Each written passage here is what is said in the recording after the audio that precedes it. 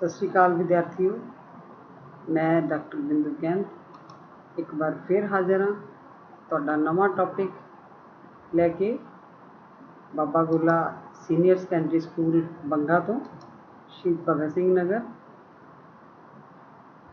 अज का अपना विषय जिहड़ा आ जो अपना अज का टॉपिक आ वो है संविधान दीयां मुख विशेषतावां। ये विषय जिहड़ा टॉपिक है ये 11वीं क्लास का टॉपिक है ते आस है तुसीं सारे ध्यान नाल सुनोगे। ते आपां ये टॉपिक शुरू करते हैं। भारतीय संविधान दीयां विशेषतावां तो भाव हुंदा भी उहदियां खास जिहड़ियां वखरियां गल्लां उहनूं कहंदे आ। असल दे विच संविधान का मतलब की है? संविधान तो भाव एक विशेष दस्तावेज वाला एक दस्तावेज है जिहड़ा एक राज की सरकार के अंगां का ढांचा अते प्रमुख काम निर्धारित करता है। तो उन्हां सरकार के जिहड़े अंग आ अलग अलग अंग आ, जिस तरह कोई कानून बनाता है, कोई कानून लागू करता है, कोई कानूनों की व्याख्या करता है, उन्हां दे संचालन नूं उन्हां नूं किस ढंग नाल उन्हां ने यह काम करना है, उन्हां दे सिद्धांतां नूं जो दस्से उन्हूं संविधान कहते हैं। संविधान अपने आप विच एक बड़ा मजबूत हथियार आ जिहड़ा कि हरेक देश वास्ते, चाहे वह डिवेलपिंग कंट्री है चाहे वह डिवेलप्ड कंट्री है, जिसका होना कि बहुत जरूरी है। संविधान तो बिना आपां कोई भी देश वधिया ढंग नाल नहीं चला सकते। The document containing laws and rules which determine and describe the form of the government, the relationship between the citizens and the government is called constitution।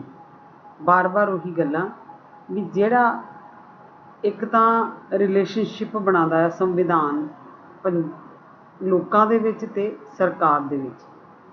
सरकार आस रखती है कि लोकां नूं किद्दां सैटिस्फाइड किया जाए ते लोकी आस रखते हैं सरकारां तो भी जिन्हां नूं असीं अपने नुमाइंदे बनाया वो साडीआं जरूरतां किद्दां पूरीआं करनगे।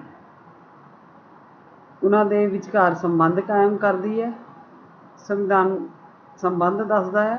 ते दूसरा किद्दां उन्हां ने सरकारां नूं चलाना है, सरकारां ने किद्दां अपने आप नूं बेहतर वधिया सरकारां प्रूव करना है, इहदे बारे की है संविधान दसदा है।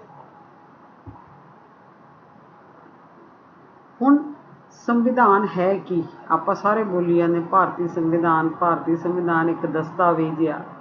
संविधान है कि क्यों इहदी लोड़ पैंदी है? तां एक पैट्रिक हैनरी होए आ, बड़े वधिया विद्वान होए आ। 1736 तो 1799 तक का पीरीयड रहा उन्हां दा। तां उन्हां ने कॉन्स्टीट्यूशन बारे बड़ी दो मतलब गागर दे विच सागर भरिया है। 2 लाइनां दे विच उन्हां ने सारा कुछ एक्सप्लेन कर दिता भी संविधान हुंदा की है। Constitution is not an instrument for the government to restrain the people. ये कहते भी जिहड़ा संविधान है ना वो एक instrument is not an instrument for the government, भी यह सरकार के हत्थां दे विच दा इंस्ट्रूमेंट नहीं है, जंतर नहीं हैगा ये भी जिहड़ा लोकां नूं रोक सके। टू रेस्ट्रेन द पीपल भी तुसीं सानूं ही सरकार बनाना, तुसीं अगली होर किसी पार्टी नूं मौका नहीं देना, या तुसीं वधिया नहीं हैगे, तुसीं चंगे नहीं हैगे, तुहानूं वोट नहीं पानी आंदी।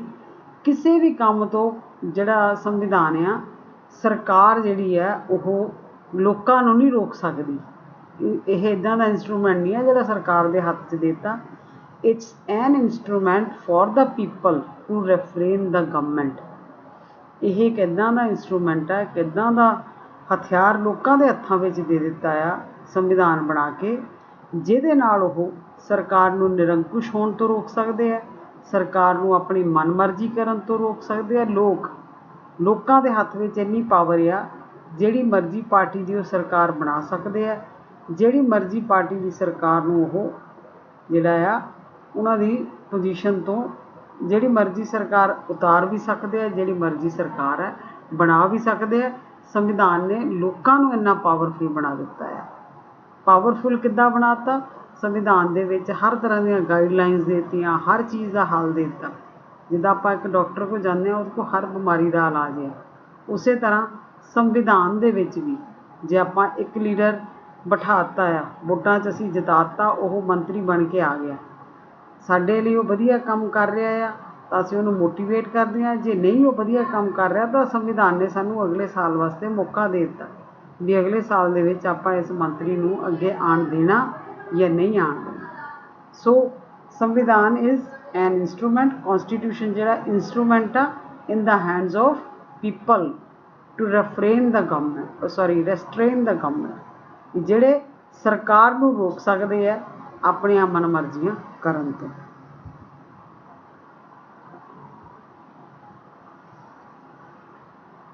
ਜੇ ਆਪਾਂ ਸਿੰਪਲ ਲਾਈਨਾਂ ਦੇ ਵਿੱਚ 2 ਲਾਈਨਾਂ ਦਾ ਕੁਐਸਚਨ, 2 ਨੰਬਰਾਂ ਦਾ ਕੁਐਸਚਨ ਆ ਜਾਵੇ, 1 ਨੰਬਰ ਦਾ ਕੁਐਸਚਨ ਆ ਜਾਵੇ ਵੀ ਅਸਲ 'ਚ ਸੰਵਿਧਾਨ ਹੈ ਕੀ, ਤਾਂ ਆਪਾਂ ਇਹਦੇ ਲਈ ਡਾਇਗਰਾਮ ਬੜਾ ਕਲੀਅਰ ਸ਼ੋ ਕਰ ਰਿਹਾ ਆ ਕਿ ਜਿਹੜਾ ਕੌਨਸਟੀਟਿਊਸ਼ਨ ਆ ਉਹ ਬਾਈਪੋਲਰ ਪ੍ਰੋਸੈਸ ਆ। 2 ਫੇਜ਼ਿਸ ਦਾ ਹੋਣਾ ਜ਼ਰੂਰੀ ਹੈ। ਇੱਕ ਪਾਸੇ ਲੋਕ ਹੋਣਗੇ ਤਾਂ ਦੂਜੇ ਪਾਸੇ ਕੀ ਹੈ, ਗਵਰਨਮੈਂਟ ਹੋਊਗੀ, ਤਾਂ ਹੀ ਸੰਵਿਧਾਨ ਦਾ ਫਾਇਦਾ ਹੋਊਗਾ। ਠੀਕ ਹੈ ਜੀ। ਤਾਂ ਕੌਨਸਟੀਟਿਊਸ਼ਨ ਕੀ ਹੈਗਾ ਆ, ਗਵਰਨਮੈਂਟ ਅਤੇ ਲੋਕਾਂ ਦੇ ਵਿਚਕਾਰ ਇੱਕ ਕੜੀ ਦਾ ਕੰਮ ਕਰਦਾ ਆ, ਇੱਕ ਰਿਲੇਸ਼ਨਸ਼ਿਪ ਸ਼ੋ ਕਰਦਾ ਆ। ਕਿਉਂਕਿ ਜੇ ਲੋਕ ਹੋਣਗੇ ਤਾਂ ਸਰਕਾਰ ਬਣੂਗੀ, ਸਰਕਾਰ ਹੋਊਗੀ ਤਾਂ ਹੀ ਉਹ ਲੋਕਾਂ ਦੇ ਉੱਤੇ ਰੂਲ ਕਰ ਸਕਦੀ ਹੈ। ਸਰਕਾਰ ਰੂਲ ਕਿੱਦਾਂ ਕਰਦੀ ਹੈ? ਸਰਕਾਰਾਂ ਦੇ ਮੇਨ 3 ਅੰਗ ਆ। 10ਵੀਂ ਕਲਾਸ 'ਚ ਵੀ ਆਪਾਂ ਪੜ੍ਹਿਆ, 8ਵੀਂ 'ਚ ਵੀ ਪੜ੍ਹਦੇ ਆ ਰਹੇ ਵੀ ਸਰਕਾਰ ਦੇ ਮੁੱਖ ਅੰਗ ਕਿੰਨੇ ਹੁੰਦੇ ਆ, ਤਾਂ 3 ਮੁੱਖ ਅੰਗ ਹੁੰਦੇ ਆ, ਲੈਜਿਸਲੇਟਿਵ, ਜੁਡੀਸ਼ਰੀ ਅਤੇ ਐਗਜ਼ੈਕਟਿਵ। ਲੈਜਿਸਲੇਟਿਵ ਜਿਹਨੂੰ ਆਪਾਂ ਵਿਧਾਨ ਪਾਲਿਕਾ ਕਹਿੰਦੇ ਆ, ਜਿਹਦਾ ਮੁੱਖ ਕੰਮ ਕੀ ਹੈ, ਕਾਨੂੰਨ ਬਣਾਉਣਾ। ਸੰਸਦ ਦੇ ਵਿੱਚ ਬਹਿ ਕੇ ਕਾਨੂੰਨ ਬਣਾ ਲਏ, ਚਾਹੇ ਸਟੇਟ ਲੈਜਿਸਲੇਟਿਵ ਅਸੈਂਬਲੀਜ਼ ਵਿੱਚ ਜਿੱਥੇ ਮਰਜ਼ੀ ਬੈਠ ਕੇ ਉਹਨਾਂ ਨੇ ਆਪਣੇ ਕਾਨੂੰਨ ਬਣਾਏ ਸਰਕਾਰਾਂ ਨੇ। ਜੁਡੀਸ਼ਰੀ ਜਿਹੜੀ ਹੈ ਉਹ ਇੰਟਰਪ੍ਰੈਟਸ ਲਾਜ਼, ਜਿਹੜੀ ਨਿਆਂਪਾਲਿਕਾ ਆ ਉਹਦਾ ਮੇਨ ਕੰਮ ਕੀ ਹੈ, ਹਰੇਕ ਤਰ੍ਹਾਂ ਦੇ ਲਾਅ ਦੀ ਵਿਆਖਿਆ ਕਰਨਾ। ਜਿਸ ਤਰ੍ਹਾਂ ਜੇ ਅਸੀਂ ਸਾਡੇ ਨਾਲ ਕੋਈ ਧੱਕਾ ਕਰ ਰਿਹਾ ਹੈ ਜਾਤੀ ਦੇ ਨਾਂ 'ਤੇ, ਸੈਕਸ ਦੇ ਨਾਂ 'ਤੇ, ਧਰਮ ਦੇ ਨਾਂ 'ਤੇ, ਤਾਂ ਜੁਡੀਸ਼ਰੀ ਸਾਨੂੰ ਦੱਸਦੀ ਹੈ ਵੀ ਇਹਦੇ ਵਾਸਤੇ ਕਿਹੜੀ ਧਾਰਾ ਦੇ ਅਗੇਂਸਟ ਅਸੀਂ ਜਿਹੜਾ ਆ ਸਰਕਾਰ ਕਚਹਿਰੀਆਂ ਦਾ, ਕੋਰਟ ਕਚਹਿਰੀ ਦਾ ਦਰਵਾਜ਼ਾ ਖੜਕਾ ਸਕਦੇ ਹਾਂ। ਤੀਸਰਾ ਅੰਗ ਹੈ ਐਗਜ਼ੈਕਟਿਵ, ਯਾਨੀ ਕਿ ਕਾਰਜਪਾਲਿਕਾ, the most powerful organ of the government. ਇਹ ਤੋਂ ਬਿਨਾਂ ਜਿਹੜੀਆਂ ਸਰਕਾਰਾਂ ਆ ਉਹ ਇਸ ਤਰ੍ਹਾਂ ਕਹਿੰਦੇ ਨਾ ਕਿ ਫੌਜੀ ਦੇ ਕੋਲ ਪਿਸਤੌਲ ਤਾਂ ਹੈ ਪਰ ਬਰੂਦ ਹੈ ਨਹੀਂ। ਪਰ ਐਗਜ਼ੈਕਟਿਵ ਦਾ ਕੰਮ ਵੀ ਇਹੀ ਹੈ ਵੀ ਸਰਕਾਰ ਚੱਲਦੀ ਹੀ ਕਾਰਜਪਾਲਿਕਾ ਦੇ ਸਿਰ 'ਤੇ ਹੈ। ਕਾਰਜਪਾਲਿਕਾ ਦੇ ਵਿੱਚ ਇਹ ਕਾਰਜਪਾਲਿਕਾ ਦਾ ਮੇਨ ਕੰਮ ਕੀ ਹੈ, ਐਨਫੋਰਸਿਸ ਲਾਅ, ਕਿ ਲਾਅ ਨੂੰ ਲਾਗੂ ਕਰਨਾ, ਲੋਕਾਂ ਦੇ ਉੱਤੇ ਕਿੱਦਾਂ ਲਾਗੂ ਕਰਵਾਉਣਾ, ਲੋਕਾਂ ਨੂੰ ਕਿੱਦਾਂ ਕਨਵਿੰਸ ਕਰਾਉਣਾ ਵੀ ਇਹ ਵਾਲੀ ਗੱਲ ਮੰਨੀ ਜਾਵੇ ਜਾਂ ਨਾ ਮੰਨੀ ਜਾਵੇ। ਇਹ ਕੰਮ ਕਿਹਦੇ ਹੱਥ ਦਿੱਤਾ ਆ, ਐਗਜ਼ੈਕਟਿਵ ਦੇ ਹੱਥ, ਕਾਰਜਪਾਲਿਕਾ ਦੇ ਹੱਥ। ਇਹਦੀ ਤਾਜ਼ਾ ਉਦਾਹਰਣ ਆਹ ਦੇਖ ਲਓ, ਕੋਵਿਡ-19 ਦੇ ਵਿੱਚ ਆਪਾਂ ਸਾਰੇ ਘਰ ਬੈਠੇ ਹਾਂ, ਨਾ ਚਾਹੁੰਦੇ ਹੋਏ ਵੀ ਘਰ ਬੈਠੇ ਹਾਂ, ਕਿਉਂਕਿ ਕਾਰਜਪਾਲਿਕਾ ਨੇ ਇਹਨੂੰ ਇੰਪਲੀਮੈਂਟ ਕਰਦਾ। ਜੇ ਸੜਕਾਂ 'ਤੇ ਘੁੰਮਦੇ ਹਾਂ ਤਾਂ ਚਲਾਨ ਕੱਟ ਹੋ ਜਾਂਦੇ ਆ, ਸੜਕਾਂ 'ਤੇ ਘੁੰਮਦੇ ਹਾਂ ਤਾਂ ਬਿਮਾਰੀ ਵਧਣ ਲੱਗੀ ਹੋਈ ਹੈ। ਜੇ ਅਸੀਂ ਘਰ 'ਚ ਰਹਿੰਦੇ ਹਾਂ ਤਾਂ ਅਸੀਂ ਸੇਫ ਹਾਂ।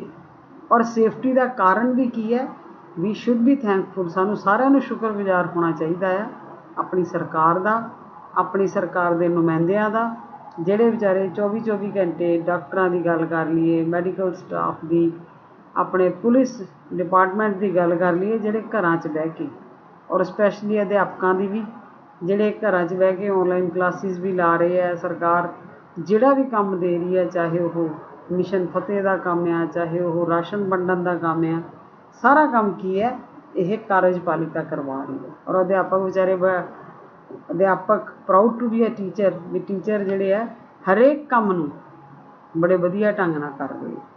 ਸੋ ਕਾਰਜਪਾਲਿਕਾ ਦਾ ਮੇਨ ਕੰਮ ਕੀ ਹੈ, ਐਨਫੋਰਸਿਸ ਲਾਅ, ਇਹਨਾਂ ਕਾਨੂੰਨਾਂ ਨੂੰ ਲਾਗੂ ਕਰਨਾ।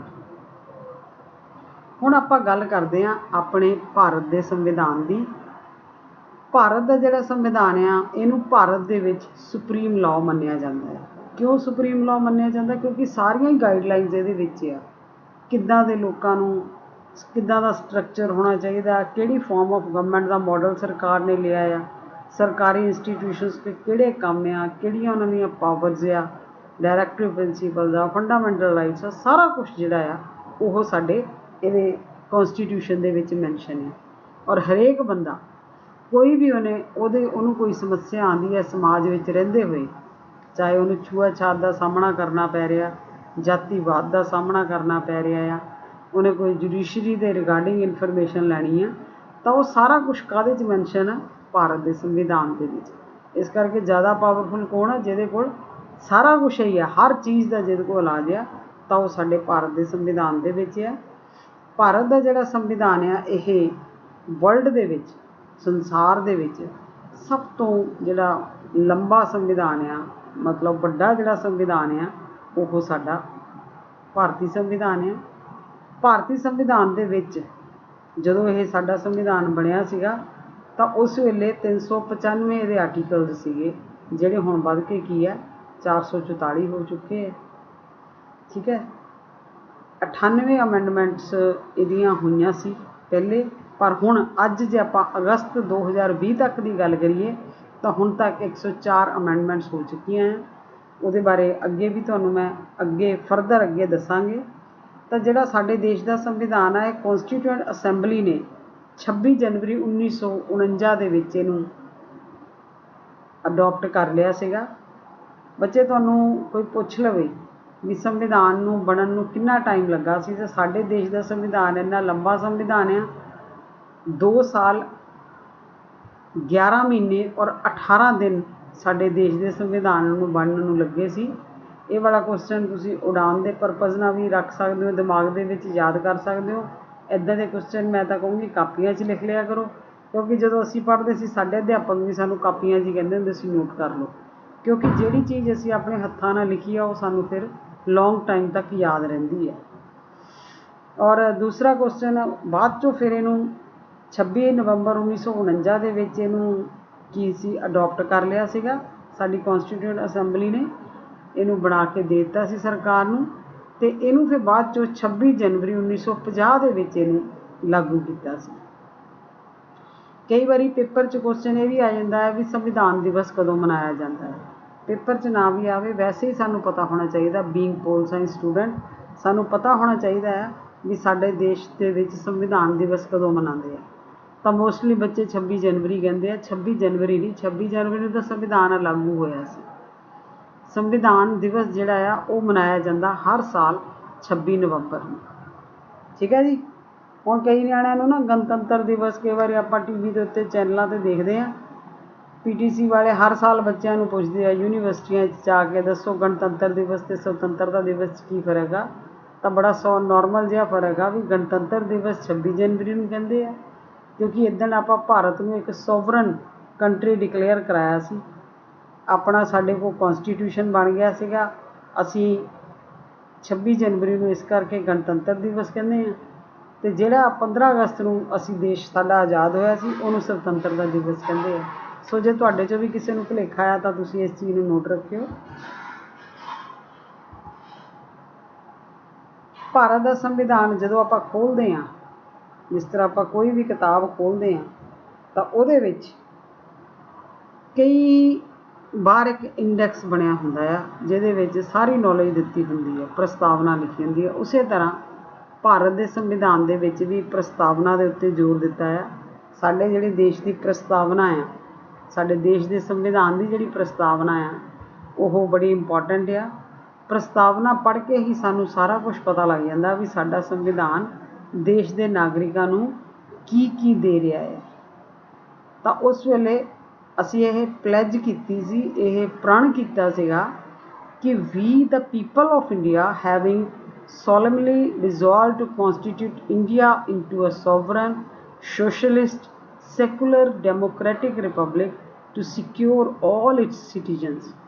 ਇਹਦੇ ਵਿੱਚ ਇੱਕ ਇਨਸਾਨ ਦੀ ਗੱਲ ਨਹੀਂ ਕੀਤੀ, ਸਾਰੇ ਭਾਰਤੀਆਂ ਦੀ ਗੱਲ ਕੀਤੀ ਹੈ ਵੀ ਅਸੀਂ ਸਾਰੇ ਭਾਰਤ ਦੇ ਲੋਕ ਆਪਣੇ ਦੇਸ਼ ਨੂੰ ਕਿੱਦਾਂ ਦਾ ਦੇਸ਼ ਬਣਾਵਾਂਗੇ, ਹਿੰਦੁਸਤਾਨ ਨੂੰ ਸੋਵਰਨ, ਸੋਸ਼ਲਿਸਟ, ਸੋਵਰਨ ਸਾਡੀ ਆਪਣੀ ਸਰਕਾਰ ਹੋਊਗੀ, ਸੋਸ਼ਲਿਸਟ ਸਮਾਜਵਾਦ ਹੋਊਗਾ, ਸੈਕੂਲਰ ਧਰਮ ਨਿਰਪੱਖ ਦੇਸ਼ ਹੋਊਗਾ, ਡੈਮੋਕ੍ਰੈਟਿਕ ਮਤਲਬ ਲੋਕਤੰਤਰ ਨੂੰ ਫੋਲੋ ਕਰਾਂਗੇ ਤੇ ਰਿਪਬਲਿਕ ਇਹ ਸਾਡੇ ਵੀ ਦੇਸ਼ ਦਾ ਇੱਕ ਹੈੱਡ ਹੋਊਗਾ।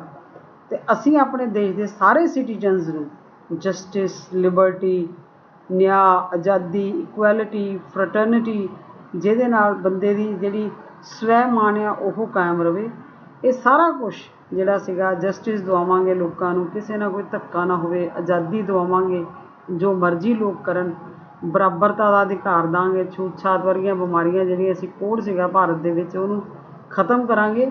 ਔਰ ਇਹ ਖਤਮ ਹੋਇਆ ਵੀ ਦੇਸ਼ ਦਾ ਸੰਵਿਧਾਨ ਬਣਨ ਤੋਂ ਬਾਅਦ। ਤਾਂ 26 ਜਨਵਰੀ 1949 ਨੂੰ ਸਾਡੀ ਕੌਂਸਟੀਟਿਊਐਂਟ ਅਸੈਂਬਲੀ ਨੇ ਇਸ ਪ੍ਰਸਤਾਵਨਾ ਨੂੰ ਪਹਿਲੇ ਅਡੋਪਟ ਕੀਤਾ, ਫਿਰ ਇਨੈਕਟ ਕੀਤਾ ਤੇ ਫਿਰ ਸਾਡਾ ਜਿਹੜਾ ਸੰਵਿਧਾਨ ਆ ਇਹਨੇ ਇਹ ਸਾਨੂੰ ਦੇ ਦਿੱਤਾ।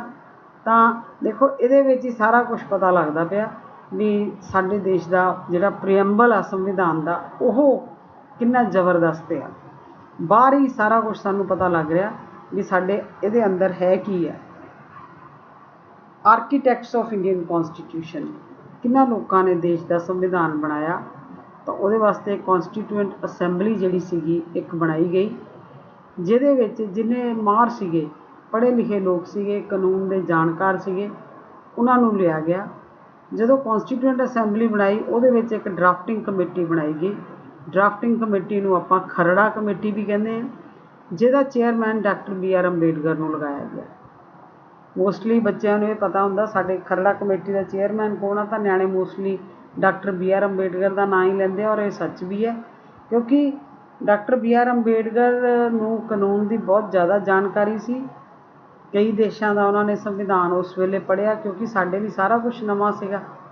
47 ਵਿੱਚ ਆਪਾਂ ਆਜ਼ਾਦ ਹੋਏ ਹਾਂ, 49 ਦੇ ਵਿੱਚ ਇਹਨਾਂ 2 ਸਾਲਾਂ ਦੇ ਵਿੱਚ ਇਹਨਾਂ ਨੇ ਆਪਣੀ ਕਮੇਟੀ ਦੇ ਨਾਲ ਰਲ ਕੇ ਅਲੱਗ-ਅਲੱਗ ਦੇਸ਼ਾਂ ਦੇ ਸੰਵਿਧਾਨ ਨੂੰ ਪੜ੍ਹਿਆ, ਘੋਕਿਆ ਤੇ ਜੋ ਵਧੀਆ ਚੀਜ਼ਾਂ ਲੱਗੀਆਂ ਉਹਨਾਂ ਨੂੰ ਆਪਣੇ ਦੇਸ਼ ਦੇ ਸੰਵਿਧਾਨ ਦੇ ਵਿੱਚ ਜਗ੍ਹਾ ਦੇ ਦਿੱਤੀ, ਤਾਂ ਕਿ ਲੋਕਾਂ ਦੀ ਜ਼ਿੰਦਗੀ ਨੂੰ ਬਿਹਤਰ ਤਰੀਕੇ ਦੇ ਨਾਲ ਹੋਰ ਵਧੀਆ ਢੰਗ ਨਾਲ ਚਲਾਇਆ ਜਾ ਸਕੇ।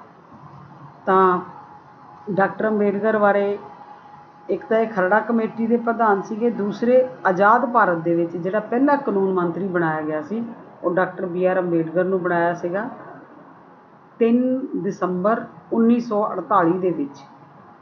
49 'ਚ ਕਹਿ ਲਓ, ਇਹਨਾਂ ਨੂੰ ਭਾਰਤ ਦਾ ਪਹਿਲਾ ਜਿਹੜਾ ਆ ਕਾਨੂੰਨ ਮੰਤਰੀ ਬਣਾਇਆ ਗਿਆ ਸੀ। ਹੁਣ ਮੇਨ ਫੀਚਰਸ ਜਿਹਦੇ ਕਰਕੇ ਅਸੀਂ ਲੋਕ ਇਹ ਵਾਲਾ ਟੌਪਿਕ ਪੜ੍ਹਨ ਜਾ ਰਹੇ ਹਾਂ ਉਹ ਹੈ ਕਿ ਸਾਡਾ ਦੇਸ਼ ਦੇ ਸੰਵਿਧਾਨ ਦੀਆਂ, ਭਾਰਤ ਦੇ ਸੰਵਿਧਾਨ ਦੀਆਂ ਵਿਸ਼ੇਸ਼ਤਾਵਾਂ। ਸਭ ਤੋਂ ਵੱਡੀ ਵਿਸ਼ੇਸ਼ਤਾ ਕੀ ਹੈ ਕਿ ਭਾਰਤ ਦਾ ਜਿਹੜਾ ਸੰਵਿਧਾਨ ਆ ਇਹ ਰਿਟਨ ਫੋਰਮ ਦੇ ਵਿੱਚ ਹੈ, ਔਰਲੀ ਨਹੀਂ ਹੈਗਾ ਵੀ ਆਹ ਗੱਲਾਂ ਕਹਿਤੀਆਂ ਯਾਦ ਰਹਿ ਗਈਆਂ। ਨੋ, ਸਾਡੇ ਭਾਰਤ ਦਾ ਸੰਵਿਧਾਨ ਜਿਹੜਾ ਆ ਲਿਖਤੀ ਰੂਪ ਵਿੱਚ ਆ। ਕੌਂਸਟੀਟਿਊਐਂਟ ਅਸੈਂਬਲੀ ਬਣਾਈ ਗਈ ਸੀ ਇਸ ਕੰਮ ਵਾਸਤੇ 1946 ਦੇ ਵਿੱਚ, ਤਾਂ ਉਹਨਾਂ ਨੇ ਇਹ ਸੰਵਿਧਾਨ ਲਿਖਤੀ ਰੂਪ ਵਿੱਚ ਲਿਖਿਆ। ਦੁਨੀਆ ਦੇ ਵਿੱਚ 2 ਤਰ੍ਹਾਂ ਦੇ ਸੰਵਿਧਾਨ ਹੁੰਦੇ ਆ। ਹੁਣ ਤੁਸੀਂ ਕਹੋਗੇ ਜੀ ਲਿਖਤੀ ਤੇ ਇਹਦੇ ਵਿੱਚ ਕੀ ਫਰਕ ਆ, ਤਾਂ 2 ਤਰ੍ਹਾਂ ਦੇ ਸੰਵਿਧਾਨ ਹੁੰਦੇ ਆ, ਇੱਕ ਹੁੰਦਾ ਲਿਖਤੀ ਤੇ ਦੂਸਰਾ ਹੁੰਦਾ ਆ ਅਨਲਿਖਤੀ, ਅਨਰਿਟਨ। ਸਭ ਤੋਂ ਪਹਿਲੇ ਭਾਰਤ ਤੋਂ ਵੀ ਪਹਿਲੇ ਜਿਹੜਾ ਲਿਖਤੀ ਸੰਵਿਧਾਨ ਆ ਉਹ USA ਦਾ ਸੀਗਾ, ਅਮਰੀਕਾ ਦਾ। ਉਸ ਤੋਂ ਬਾਅਦ ਦੂਸਰੇ ਪਾਸੇ ਜੇ ਆਪਾਂ ਬ੍ਰਿਟਿਸ਼ ਕੌਂਸਟੀਟਿਊਸ਼ਨ ਦੀ ਗੱਲ ਕਰੀਏ, UK ਦੀ ਗੱਲ ਕਰੀਏ, ਤਾਂ ਉਹਨਾਂ ਦਾ ਜਿਹੜਾ ਸੰਵਿਧਾਨ ਆ ਉਹ ਅੱਜ ਵੀ ਅਨਰਿਟਨ ਹੀ ਹੈ। ਕੁਛ ਉਹਨਾਂ ਨੇ ਆਪਣੀਆਂ ਕਨਵੈਨਸ਼ਨਸ ਹੈਗੀਆਂ, ਉਹਨਾਂ ਦੇ ਕੋਈ ਕਸਟਮਸ ਆ, ਕੁਛ ਉਹਨਾਂ ਨੇ ਗੱਲਾਂ ਆਪਣੇ ਦਿਲ ਦੇ ਨਾਲ ਕਈ ਸਾਲਾਂ ਤੋਂ ਉਹੀ ਚੱਲਦੀਆਂ ਆ ਰਹੀਆਂ, ਉਹੀ ਉਹਨਾਂ ਦੇ ਦਿਮਾਗ ਦੇ ਵਿੱਚ, ਉਹਨੂੰ ਹੀ ਉਹਨਾਂ ਨੇ ਬੇਸ ਬਣਾਇਆ ਵੀ ਇਹੀ ਸਾਡੇ ਦੇਸ਼ ਦਾ ਸੰਵਿਧਾਨ ਹੈ। ਅਤੇ ਸਾਡੇ ਫਰੇਮਰਸ ਜਿਹੜੇ ਕੌਂਸਟੀਟਿਊਸ਼ਨ ਅਸੈਂਬਲੀ ਦੇ ਫਰੇਮਰ ਸੀਗੇ, ਡਰਾਫਟਿੰਗ ਕਮੇਟੀ ਦੇ ਜਿਹੜੇ ਮੈਂਬਰ ਸੀਗੇ, ਉਹਨਾਂ ਨੇ ਇਸ ਸੰਵਿਧਾਨ ਦੇ ਵਿੱਚ ਕੋਸ਼ਿਸ਼ ਕੀਤੀ ਹੈ ਸਾਰਾ ਕੁਛ, ਚਾਹੇ ਉਹ ਚੰਗਾ ਵਧੀਆ ਸਾਰੇ ਲੋਕਾਂ ਲਈ ਜੋ ਵਧੀਆ ਆ ਉਹ ਸਾਰਾ ਕੁਛ ਇਹਦੇ ਵਿੱਚ ਪਾਉਣ ਦੀ ਕੋਸ਼ਿਸ਼ ਕੀਤੀ ਹੈ। ਦੂਸਰੀ ਇਹਦੀ ਵਿਸ਼ੇਸ਼ਤਾ ਕੀ ਸੀ? ਪਹਿਲਾ ਸਾਡਾ ਸੰਵਿਧਾਨ ਰਿਟਨ ਆ, ਦੂਸਰਾ it's the longest constitution of the world. ਦੁਨੀਆ ਦੇ ਵਿੱਚ ਸਭ ਤੋਂ ਵੱਡਾ ਸੰਵਿਧਾਨ ਸਾਡੇ ਭਾਰਤ ਦਾ ਆ। ਕਿਉਂ ਵੱਡਾ ਆ? ਜਦੋਂ ਸਾਡਾ ਦੇਸ਼ ਆਜ਼ਾਦ ਹੋਇਆ ਸੀ ਉਦੋਂ ਇਹਦੇ ਵਿੱਚ 395 ਧਾਰਾ ਸੀ, ਆਰਟੀਕਲ ਜਿਹਨਾਂ ਨੂੰ ਆਪਾਂ ਕਹਿੰਦੇ ਹਾਂ, ਅਨੁਛੇਦ। 22 ਪਾਰਟਸ ਵਿੱਚ ਡਿਵਾਈਡ ਸੀਗਾ, 22 ਹਿੱਸੇ ਸੀ ਉਸ ਵੇਲੇ ਇਹਦੇ ਬਣੇ ਹੋਏ, 22 ਪਾਰਟ ਸੀਗੇ। ਔਰ 8 ਸ਼ੈਡਿਊਲ ਸੀ ਇਹਦੇ ਬਣਾਏ ਹੋਏ, 1 ਸ਼ੈਡਿਊਲ 2 ਸ਼ੈਡਿਊਲ 3 ਇੱਦਾਂ। ਅਤੇ ਨੰਬਰ ਆਫ ਅਮੈਂਡਮੈਂਟਸ ਇਹਦੇ ਵਿੱਚ 1950 ਤੋਂ ਲੈ ਕੇ ਹੁਣ ਤੱਕ ਇਹਦੇ ਵਿੱਚ 104 ਤੱਕ ਜਿਹੜੀਆਂ ਅਮੈਂਡਮੈਂਟਸ ਹੋ ਚੁੱਕੀਆਂ ਹੈ, ਜਿਹਦੇ ਕਰਕੇ ਇਸ ਵੇਲੇ ਅੱਜ ਦੀ ਆਪਾਂ ਜੇ ਗੱਲ ਕਰੀਏ ਅਗਸਤ 2020 ਤੱਕ ਦੀ ਜੇ ਗੱਲ ਕਰੀਏ ਤਾਂ ਹੁਣ ਤੱਕ 444 ਆਰਟੀਕਲ ਜਿਹਦੇ ਬਣ ਚੁੱਕੇ ਆ। ਪਾਰਟ 22 ਹੈ, ਪਰ ਜਿਹੜੇ ਸ਼ੈਡਿਊਲ ਆ ਉਹ 8 ਤੋਂ ਵੱਧ ਕੇ 12 ਹੋ ਗਏ ਆ। ਹੁਣ ਜੇ ਆਪਾਂ ਦੂਜੇ ਦੇਸ਼ਾਂ ਦੇ ਨਾਲ ਕੰਪੈਰੀਜ਼ਨ ਕਰਨਾ ਹੋਵੇ ਤਾਂ ਜਿਹੜਾ USA ਹੈ, ਸਭ ਤੋਂ ਵੱਡਾ ਪਾਵਰਫੁਲ ਕੰਟਰੀ ਜਿਹਨੂੰ ਮੰਨਿਆ ਜਾਂਦਾ ਆ, ਉਹਦੇ ਸਿਰਫ ਸੰਵਿਧਾਨ ਦੇ 7 ਆਰਟੀਕਲਸ ਆ, ਅਤੇ ਭਾਰਤ ਦੇ ਕਿੰਨੇ ਆ? 444 ਆਰਟੀਕਲਸ। ਚਾਈਨਾ ਜਿਹਨੂੰ ਪਾਵਰਫੁਲ, ਜਿਹਨੂੰ ਕਹਿੰਦੇ ਜਿਹੜਾ ਸੂਈ ਤੋਂ ਲੈ ਕੇ ਜਹਾਜ਼ ਤੱਕ ਦਾ ਮਟੀਰੀਅਲ ਬਣਾਉਣ ਲੱਗਾ ਆ, ਉਹਦੇ ਸੰਵਿਧਾਨ ਦੇ 138 ਧਾਰਾਵਾਂ ਆ ਉਹਨਾਂ ਦੇ ਕੋਲ। ਜਾਪਾਨ ਦਾ ਜੇ ਆਪਾਂ ਸੰਵਿਧਾਨ ਦੀ ਗੱਲ ਕਰੀਏ 103 ਆਰਟੀਕਲਸ ਆ। ਔਰ ਲਾਸਟ ਜੇ ਆਪਾਂ ਕੈਨੇਡਾ ਦੀ ਗੱਲ ਕਰੀਏ, ਕੈਨੇਡਾ ਗਵਰਨਮੈਂਟ ਦੀ ਜਾਂ ਕੈਨੇਡਾ ਦੇ ਸੰਵਿਧਾਨ ਦੀ, ਤਾਂ ਉਹਨਾਂ ਦੇ ਸੰਵਿਧਾਨ ਦੇ ਵਿੱਚ 107 ਧਾਰਾਵਾਂ ਆ। ਅਤੇ ਜੇ ਆਪਾਂ ਇਹਨਾਂ ਚਾਰਾਂ ਨੂੰ ਪਾਵਰਫੁਲ ਜਾਂ ਡਿਵੈਲਪਡ ਕੰਟਰੀਜ਼ ਕਿਹਾ ਜਾਂਦਾ ਹੈ, ਵੀ ਜਿੱਥੇ ਹਰ ਚੀਜ਼ ਦੇ ਵਿੱਚ ਡਿਵੈਲਪਮੈਂਟ ਆ। ਜੇ ਇਹਨਾਂ ਦੇ ਸੰਵਿਧਾਨ 138 ਤੇ ਜਾ ਕੇ ਖਤਮ ਹੋ ਜਾਂਦੇ ਆ, ਤਾਂ ਭਾਰਤ ਜਿਹੜਾ ਕਦੋਂ ਆਜ਼ਾਦ ਹੋਇਆ ਅਤੇ ਕਦੋਂ ਉਹਨੇ ਦੂਸਰਿਆਂ ਦੇ ਦੇਸ਼ਾਂ ਦੇ ਸੰਵਿਧਾਨ ਪੜ੍ਹ ਕੇ ਉਹਨਾਂ ਦੀਆਂ ਵਧੀਆ ਗੱਲਾਂ ਨੂੰ ਆਪਣੇ ਸੰਵਿਧਾਨ ਦੇ ਵਿੱਚ ਜਗ੍ਹਾ ਦਿੱਤੀ। ਅਤੇ ਅੱਜ ਹਾਲਾਤ ਕੀ ਹੈ, ਇੰਨੀਆਂ ਸੋਧਾਂ ਕਰਕੇ ਇਹਨਾਂ ਨੇ ਆਪਣੇ ਜਿਹੜਾ ਸੰਵਿਧਾਨ ਆ ਉਹਦੀਆਂ ਧਾਰਾਵਾਂ 444 ਬਣਾ ਲਈਆਂ ਆ, 12 ਸ਼ੈਡਿਊਲ ਹੋ ਚੁੱਕੇ ਆ। ਤਾਂ ਓਬਵੀਅਸਲੀ ਜਿਹੜਾ ਭਾਰਤ ਦਾ ਸੰਵਿਧਾਨ ਆ ਉਹ ਦੁਨੀਆ ਦਾ ਸਭ ਤੋਂ ਕੀ ਹੈ, ਲੌਂਗੈਸਟ, ਲੰਬਾ ਸੰਵਿਧਾਨ ਆ, ਵੀ ਇਹ ਟਾਈਮ ਲੱਗੂਗਾ ਇਹਨੂੰ ਪੜ੍ਹਨ ਲਈ। ਠੀਕ ਹੈ ਜੀ। ਤਾਂ ਪੇਪਰ ਦੇ ਵਿੱਚ ਵੈਸੇ ਹੀ ਕੋਈ ਪੁੱਛ ਲਵੇ ਸਭ ਤੋਂ ਵੱਡਾ ਸੰਵਿਧਾਨ ਕਿਹੜਾ ਆ, ਤਾਂ ਤੁਹਾਨੂੰ ਪਤਾ ਹੋਣਾ ਚਾਹੀਦਾ ਭਾਰਤ ਦਾ ਸੰਵਿਧਾਨ ਜਿਹੜਾ ਸਭ ਤੋਂ ਵੱਡਾ ਸੰਵਿਧਾਨ ਆ। Next is rigid yet flexible constitution. Rigid ਤੋਂ ਭਾਵ ਵੀ ਸਾਡੇ ਦੇਸ਼ ਦਾ ਸੰਵਿਧਾਨ ਦੇ ਵਿੱਚ ਦੋਨੋਂ ਹੀ ਗੱਲਾਂ ਆ, ਕਠੋਰ ਵੀ ਹੈ ਪਰ ਫਲੈਕਸੀਬਲ ਵੀ ਹੈਗਾ ਆ। ਕੁਛ ਕਠੋਰ ਗੱਲਾਂ ਜੇ ਹੈਗੀਆਂ ਆ ਤਾਂ ਨਾਲ ਉਹਦਾ ਹੱਲ ਵੀ ਦਿੱਤਾ ਹੋਇਆ, ਵੀ ਇਹਨਾਂ ਨੂੰ ਹਾਲਾਤਾਂ ਦੇ ਹਿਸਾਬ ਦੇ ਨਾਲ ਅਸੀਂ ਚੇਂਜ ਕਰ ਸਕਦੇ ਹਾਂ। ਕੋਈ ਵੀ ਲਾਅ, ਹੁਣ ਦੇਖੋ 104 ਅਮੈਂਡਮੈਂਟਸ ਤੋਂ ਬਾਅਦ ਹੀ ਇੰਨੇ 444 ਜਿਹੜੇ ਇਹਦੇ ਆਰਟੀਕਲਸ ਬਣ ਗਏ ਆ। ਤਾਂ ਇਟ ਮੀਨਸ ਭਾਰਤ ਦਾ ਸੰਵਿਧਾਨ ਜਿਹੜਾ ਉਹ ਲਚਕਦਾਰ ਹੈਗਾ ਆ। ਲਚਕਦਾਰਤਾ ਕਿੱਦਾਂ ਆ, ਵੀ ਲਚਕਦਾਰ ਦਾ ਮਤਲਬ ਵੀ ਜਿਹੜੀ ਚੀਜ਼ ਹਾਲਾਤਾਂ ਦੇ ਅਨੁਸਾਰ ਬਦਲ ਜਾਵੇ। ਤਾਂ ਇਹਦੇ ਵਾਸਤੇ ਇਹਨਾਂ ਨੇ ਇੱਕ ਪ੍ਰੋਸੈਸ ਰੱਖੀ ਆ, ਅਮੈਂਡਮੈਂਟ ਪ੍ਰੋਸੈਸ ਕਹਿੰਦੇ ਆ। ਉਹਦੇ ਵਾਸਤੇ ਮੈਜੋਰਿਟੀ ਦੀ ਲੋੜ ਹੁੰਦੀ, ਇੱਕ ਸਪੈਸ਼ਲ ਮੈਜੋਰਿਟੀ, ਜਿਹਦੇ ਵਿੱਚ ਦੋਨੋਂ ਹਾਊਸਿਸ ਦੇ, ਰਾਜ ਸਭਾ ਲੋਕ ਸਭਾ ਦੋਨਾਂ ਹਾਊਸਿਸ ਦੇ ਕੁਛ ਮੈਂਬਰਾਂ ਦੀ ਗਿਣਤੀ ਡਿਸਾਈਡ ਕੀਤੀ ਹੋਈ ਹੈ। ਉਹ ਸਾਰੇ ਪ੍ਰੈਜ਼ੈਂਟ ਹੋ ਕੇ ਇਹਦੇ ਵਿੱਚ ਕੋਈ ਵੀ ਧਾਰਾ ਨੂੰ ਜੇ ਉਹਨਾਂ ਨੇ ਅਮੈਂਡ ਕਰਨਾ ਆ, ਕੋਈ ਸੁਧਾਰ ਕਰਨਾ ਆ, ਤਾਂ ਉਹਦਾ ਸੁਧਾਰ ਕਰ ਸਕਦੇ ਹੋ। ਠੀਕ ਹੈ ਜੀ। ਅਗਲੀ ਵਿਸ਼ੇਸ਼ਤਾ ਆ ਜਿਹੜੀ ਸਭ ਤੋਂ ਡਿਫਰੈਂਟ ਸਾਡੇ ਦੇਸ਼ ਨੂੰ ਬਣਾਉਂਦੀ ਹੈ, ਜਾਂ ਸਾਡੇ ਸੰਵਿਧਾਨ ਦੇ ਵਿੱਚ ਜਿਨ੍ਹਾਂ ਨੇ 4 ਚੰਦ ਲਾਏ ਆ, ਉਹ ਹੈਗੇ ਆ ਫੰਡਾਮੈਂਟਲ ਰਾਈਟਸ। ਕਿ ਸਾਡੇ ਦੇਸ਼ ਦੇ ਸੰਵਿਧਾਨ ਨੇ ਹਰੇਕ ਨਾਗਰਿਕ ਨੂੰ, ਚਾਹੇ ਉਹ ਕਿਸੇ ਵੀ ਜਾਤੀ ਦਾ, ਕਿਸੇ ਵੀ ਕਾਸਟ ਦਾ, ਧਰਮ ਦਾ, ਮਜ਼ਹਬ ਦਾ, ਕਿਸੇ ਵੀ ਸੈਕਸ ਦਾ ਆ, ਉਹਨਾਂ ਸਾਰਿਆਂ ਨੂੰ 6 ਤਰ੍ਹਾਂ ਦੇ ਮੌਲਿਕ ਅਧਿਕਾਰ ਦਿੱਤੇ ਹੋਏ ਆ। ਰਾਈਟ ਟੂ ਇਕੁਐਲਿਟੀ, ਬਰਾਬਰਤਾ ਦਾ ਅਧਿਕਾਰ, ਰਾਈਟ ਟੂ ਫਰੀਡਮ, ਆਜ਼ਾਦੀ ਦਾ ਅਧਿਕਾਰ, ਰਾਈਟ ਅਗੇਂਸਟ ਐਕਸਪਲੋਇਟੇਸ਼ਨ, ਕਿਸੇ ਦੇ ਨਾਲ ਕਿਸੇ ਵੀ ਤਰ੍ਹਾਂ ਦਾ ਜੇ ਧੱਕਾ ਹੁੰਦਾ ਆ, ਕੋਈ ਤੁਹਾਡੇ ਨਾਲ ਤੁਹਾਨੂੰ ਡੀਮੋਰਲਾਈਜ਼ ਕਰਦਾ ਆ, ਜਾਤੀ ਦੇ ਨਾਂ 'ਤੇ ਕੋਈ ਤੁਹਾਨੂੰ ਤੰਗ ਕਰ ਰਿਹਾ ਹੈ, ਕੋਈ ਤੁਹਾਨੂੰ ਧਰਮ ਦੇ ਨਾਂ 'ਤੇ ਤੰਗ ਕਰ ਰਿਹਾ, ਕੋਈ ਨੌਕਰੀ ਵਾਲੀ ਜਗ੍ਹਾ 'ਤੇ ਤੁਹਾਨੂੰ ਪਰੇਸ਼ਾਨ ਕਰ ਰਿਹਾ, ਸੈਕਸੁਅਲ ਹਰਾਸਮੈਂਟ ਹੋ ਰਹੀ ਹੈ ਤੁਹਾਡੇ ਨਾਲ, ਕਿਸੇ ਵੀ ਤਰੀਕੇ ਦੇ ਨਾਲ ਤੁਹਾਡੇ ਨਾਲ ਧੱਕਾ ਹੋ ਰਿਹਾ ਹੈ, ਤਾਂ ਤੁਸੀਂ ਇਹਦੇ ਵਾਸਤੇ, ਸਾਨੂੰ ਇਹਦੇ ਲਈ ਰਾਈਟ ਮਿਲਿਆ ਹੈ ਵੀ ਅਸੀਂ ਸਰਕਾਰ ਤੋਂ ਬਾਅਦ ਸੁਪਰੀਮ ਕੋਰਟ ਦੇ ਵਿੱਚ ਜਾ ਕੇ ਅਸੀਂ ਜਿਹੜਾ ਆ ਆਪਣੀ ਗੱਲ ਸਰਕਾਰ ਤੱਕ, ਸੁਪਰੀਮ ਕੋਰਟ 'ਚ ਜਾ ਕੇ ਅਸੀਂ ਇਹਦੇ ਖਿਲਾਫ ਸੁਪਰੀਮ ਕੋਰਟ 'ਚ ਜਾ ਸਕਦੇ ਹਾਂ। Right against exploitation, right to freedom of religion, ਅਤੇ ਸਾਨੂੰ ਧਰਮ ਦੀ ਆਜ਼ਾਦੀ ਹੈ ਵੀ ਅਸੀਂ ਜਿਹੜਾ ਮਰਜ਼ੀ ਧਰਮ ਅਪਣਾ ਲਈਏ, ਜਿਹੜੇ ਧਰਮ 'ਚ ਜ਼ਰੂਰੀ ਨਹੀਂ ਜੇ ਅਸੀਂ ਹਿੰਦੂ ਧਰਮ 'ਚ ਪੈਦਾ ਹੋਏ ਹਾਂ, ਕੱਲ੍ਹ ਨੂੰ ਸਾਨੂੰ ਸਿੱਖੀਜ਼ਮ ਵਧੀਆ ਲੱਗਦਾ ਅਸੀਂ ਸਿੱਖ ਬਣ ਸਕਦੇ ਹਾਂ। ਇਹ ਸਾਡਾ ਕੌਂਸਟੀਟਿਊਸ਼ਨ ਸਾਡੇ ਦੇਸ਼ ਦਾ ਸੰਵਿਧਾਨ ਸਾਨੂੰ ਇੱਕ ਗਾਰੰਟੀ ਦਿੰਦਾ ਆ। ਜਦੋਂ ਆਪਾਂ ਸੰਵਿਧਾਨ ਦਾ ਤੀਸਰਾ ਪਾਰਟ ਖੋਲ੍ਹਦੇ ਹਾਂ ਤਾਂ ਉਹਦੇ ਵਿੱਚ ਫੰਡਾਮੈਂਟਲ ਰਾਈਟਸ ਦਰਜ ਆ। ਹਰੇਕ ਤਰ੍ਹਾਂ ਦਾ ਫਰੀਡਮ ਜਿਹੜੀ ਸਾਨੂੰ ਰਿਲੀਜਨ ਦੀ ਹੈ, ਚਾਹੇ ਸਾਨੂੰ ਐਕਸਪਲੋਇਟੇਸ਼ਨ ਦੀ ਆਜ਼ਾਦੀ ਮਿਲੀ ਹੋਈ ਹੈ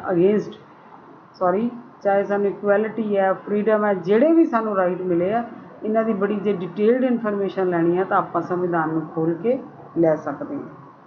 ਕਲਚਰਲ ਐਂਡ ਐਜੂਕੇਸ਼ਨਲ ਰਾਈਟਸ, ਆਪਣੇ ਕਲਚਰ ਨੂੰ ਆਪਾਂ ਕਿੱਦਾਂ ਮੇਨਟੇਨ ਕਰਨਾ ਹੈ, ਇੱਕ ਜਨਰੇਸ਼ਨ ਤੋਂ ਦੂਜੀ ਜਨਰੇਸ਼ਨ ਤੱਕ ਕਿੱਦਾਂ ਪਹੁੰਚਾਉਣਾ ਆ। ਫਿਰ ਐਜੂਕੇਸ਼ਨਲ ਰਾਈਟਸ ਹੈ ਸਾਨੂੰ ਵੀ ਅਸੀਂ ਆਪਣਾ ਕਲਚਰ, ਇੱਕ ਤਾਂ ਪੜ੍ਹਾਈ ਦਾ ਅਧਿਕਾਰ ਆ ਵੀ ਜਿਹੜੀ ਮਰਜ਼ੀ ਅਸੀਂ ਪੜ੍ਹਾਈ ਪੜ੍ਹ ਸਕਦੇ ਹਾਂ, ਸਾਨੂੰ ਕੋਈ ਨਹੀਂ ਰੋਕ ਸਕਦਾ। ਉਹ ਵਾਲੇ ਟਾਈਮ ਨਿਕਲ ਗਏ ਜਦੋਂ ਪੜ੍ਹਾਈ ਜਿਹੜੀ ਸੀ ਇੱਕ ਪਰਟੀਕੂਲਰ ਸੈਕਟ ਨੂੰ, ਇੱਕ ਪਰਟੀਕੂਲਰ ਕਾਸਟ ਦੇ ਲੋਕਾਂ ਦਾ ਹੱਕ ਹੁੰਦਾ ਸੀ, ਜਦੋਂ ਦੇਸ਼ ਆਜ਼ਾਦ ਨਹੀਂ ਸੀ ਹੋਇਆ। ਪਰ ਜਦੋਂ ਸਾਡੇ ਦੇਸ਼ ਦਾ ਸੰਵਿਧਾਨ ਬਣ ਗਿਆ ਤਾਂ ਅੰਬੇਡਕਰ ਨੇ ਐਜੂਕੇਸ਼ਨਲ ਰਾਈਟ ਜਿਹੜਾ ਸੀ ਉਹ ਸਾਰਿਆਂ ਲਈ ਕਾਮਨ ਕਰਤਾ। ਪਹਿਲੇ ਔਰਤਾਂ ਨੂੰ ਨਹੀਂ ਸੀ ਪੜ੍ਹਾਇਆ ਜਾਂਦਾ, ਸੰਵਿਧਾਨ ਬਣਨ ਤੋਂ ਬਾਅਦ ਔਰਤਾਂ ਲਈ ਵੀ ਪੜ੍ਹਨ ਦੀ ਪ੍ਰੋਵੀਜ਼ਨ ਬਣ ਗਈ ਵੀ ਇਹ ਵੀ ਪੜ੍ਹਨਗੀਆਂ, ਹੈ ਨਾ।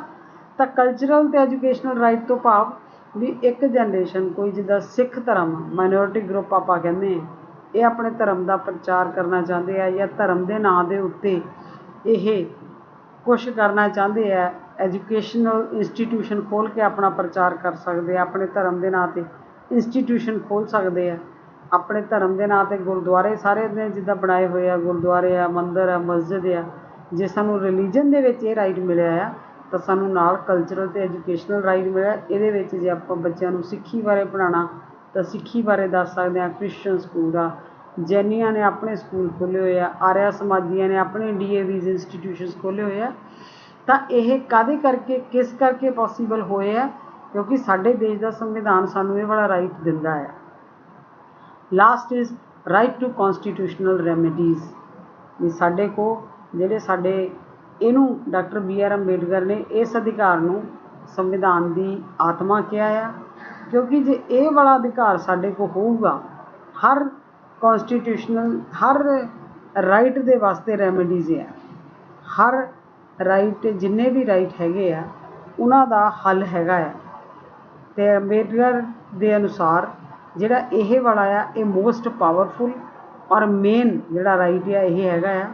ਜੇ ਇਹ ਵਾਲਾ ਰਾਈਟ ਜਿੰਦਾ ਹੈ, ਜੇ ਇਹ ਵਾਲਾ ਰਾਈਟ ਐਪਲੀਕੇਬਲ ਆ ਤਾਂ ਸਾਨੂੰ ਉੱਪਰਲੇ ਪੰਜੋ ਰਾਈਟ ਆਸਾਨੀ ਨਾਲ ਮਿਲ ਜਾਣਗੇ। ਜੇ ਇਹੀ ਵਾਲਾ ਰਾਈਟ ਖਤਮ ਹੋ ਗਿਆ ਤਾਂ ਸਾਨੂੰ ਜਿਹੜੇ ਉੱਪਰਲੇ ਅਧਿਕਾਰ ਵੀ ਨਹੀਂ ਮਿਲਣਗੇ। ਇਸ ਕਰਕੇ ਡਾਕਟਰ BR ਅੰਬੇਡਕਰ ਨੇ ਇਹਨੂੰ, ਇਸ ਅਧਿਕਾਰ ਨੂੰ, ਰਾਈਟ ਟੂ ਕੌਂਸਟੀਟਿਊਸ਼ਨਲ ਰੈਮੀਡੀਜ਼ ਨੂੰ ਸੰਵਿਧਾਨ ਦੀ ਆਤਮਾ ਕਿਹਾ ਆ। ਇਸ ਤੋਂ ਬਿਨਾਂ ਸੰਵਿਧਾਨ ਕੀ ਹੈ? ਕਿਸੇ ਵੀ ਕੰਮ ਦਾ ਨਹੀਂ ਹੈ। ਉਸ ਤੋਂ ਬਾਅਦ ਨੈਕਸਟ ਆ ਜਾਂਦਾ ਸਾਡਾ directive principals of state policy. Fundamental rights ਅਤੇ ਡਾਇਰੈਕਟਿਵ ਪ੍ਰਿੰਸੀਪਲ ਦੇ ਵਿੱਚ ਕੀ ਫਰਕ ਆ? ਜਿਹੜੇ ਫੰਡਾਮੈਂਟਲ ਰਾਈਟਸ ਆ, ਜੇ ਸਾਡੇ ਨਾਲ ਕੋਈ ਧੱਕਾ ਕਰਦਾ ਆ, ਸਾਡੇ ਕਿਸੇ ਅਧਿਕਾਰ ਦੇ ਖਿਲਾਫ ਸਾਡੇ ਨਾਲ ਕੋਈ ਇਨਜਸਟਿਸ ਹੁੰਦਾ ਆ ਤਾਂ ਅਸੀਂ ਕਚਹਿਰੀ 'ਚ ਜਾ ਸਕਦੇ ਹਾਂ, ਸੁਪਰੀਮ ਕੋਰਟ ਦਾ ਦਰਵਾਜ਼ਾ ਖਟਖਟਾ ਸਕਦੇ ਹਾਂ। ਪਰ ਜਿਹੜੇ ਡਾਇਰੈਕਟਿਵ ਪ੍ਰਿੰਸੀਪਲਸ ਆ, ਇਹ ਸਾਡੇ ਜਿਹੜੀ ਸਟੇਟ ਪੋਲਿਸੀ ਹੈ ਉਹਦੇ ਨਾਲ ਰਿਲੇਟਿਡ ਹੈ।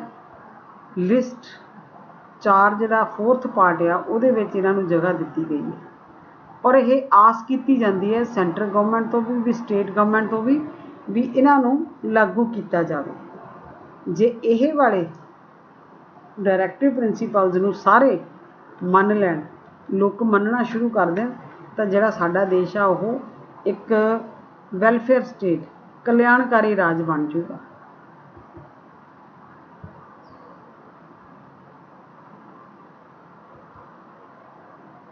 ਹੁਣ ਸੰਵਿਧਾਨਿਕ ਆਪਾਂ ਗੱਲ ਕਰਦੇ ਇਹਨਾਂ ਦੀ ਵੀ ਇਹ ਸੰਵਿਧਾਨਿਕ